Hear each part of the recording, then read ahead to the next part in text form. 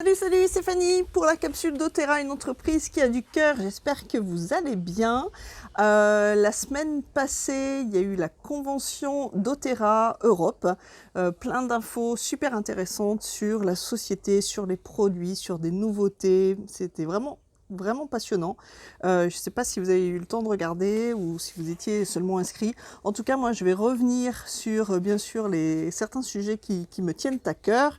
Et en particulier, là, c'est l'approvisionnement en co-impact. Et on a eu donc Michael Schulter, excuse-moi Michael si j'écorche ton nom, qui a interviewé Francesca Perkins et Jared Moon, Jared, on le voit souvent dans les petites vidéos que je vous partage. Donc ce sont deux personnes qui sont justement dans le service approvisionnement et qui rencontrent tous les producteurs qui sont sur la planète pour nous fournir ces merveilleuses plantes et ces merveilleuses huiles. Donc ils ont évoqué plusieurs sujets. Je ne vais pas tous les voir aujourd'hui, je m'en servirai pour une prochaine vidéo. En tout cas, on va revenir sur 3 ou 4 points. 4 points. Donc le premier, c'est pourquoi parfois il y a des produits qui sont sur lesquels il n'y a plus de stock.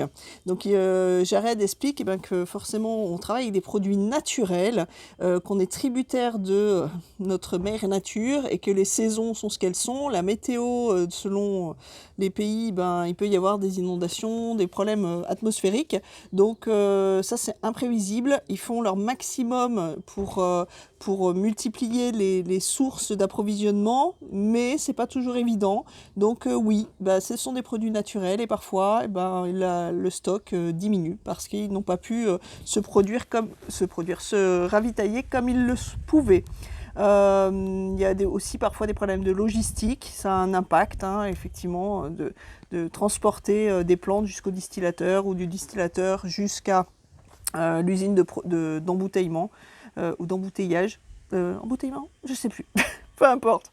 Donc voilà, doTERRA travaille vraiment à l'amélioration de son approvisionnement, mais voilà, l'augmentation des volumes, etc. Mais c'est pas toujours facile.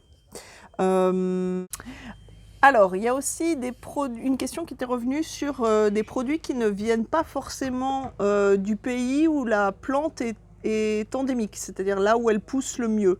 En fait, doTERRA, Jared et Francesca expliquent bien que toutes les huiles qui sont dans votre bouteille ont les mêmes standards de qualité, d'où qu'elles viennent. Quand on parle de l'eucalyptus le citronné par exemple ou de l'arbre à thé, il y a deux pays de production. L'Australie, où là vraiment le produit, la plante pousse naturellement là-bas. Et il y a aussi le Kenya, par exemple, pour ces deux plantes, où on a réussi à trouver les mêmes standards de qualité au niveau de la production de la plante. Et ce qui fait que ça permet de multiplier les sources et justement d'éviter parfois des problèmes de stock. Donc en Australie, typiquement, l'année passée, il y a eu des inondations très fortes qui ont empêché la production d'huile essentielle de ces plantes, alors qu'au Kenya, les conditions étaient différentes. Donc ils ont pu avoir de la ressource. Il y a aussi le fait qu'au Kenya, ça ne va pas être le même travail au niveau de l'impact au niveau des communautés que ça le sera en Australie. Ça, on y reviendra. Voilà pour cette partie-là. Ensuite, Healing Hands et les producteurs. Donc ça, c'est le point 3. Bien évidemment, selon les pays dans lesquels doTERRA se fournit en plantes, il va y avoir des variations au niveau du niveau de vie. En Italie, ce ne sera pas les mêmes conditions qu'au Népal, par exemple. Donc, doTERRA respecte, selon les pays, toujours des conditions éthiques. Ils font en sorte que tout le monde soit dans les mêmes situations de sécurité au niveau des protections, du travail, de la production, qu'il n'y ait pas de situation de danger pour les cultivateurs, agriculteurs et producteurs d'huile. Quatrième et dernier point pour aujourd'hui, il y a certaines personnes qui produisent des plantes et qui demandent comment devenir producteur chez doTERRA. Alors, Jared explique que produire une plante, ça peut être relativement simple. Par contre, extraire ou distiller l'huile essentielle peut être beaucoup plus compliqué et cher. doTERRA a des standards de qualité qui sont poussés très très haut pour que le produit soit pur.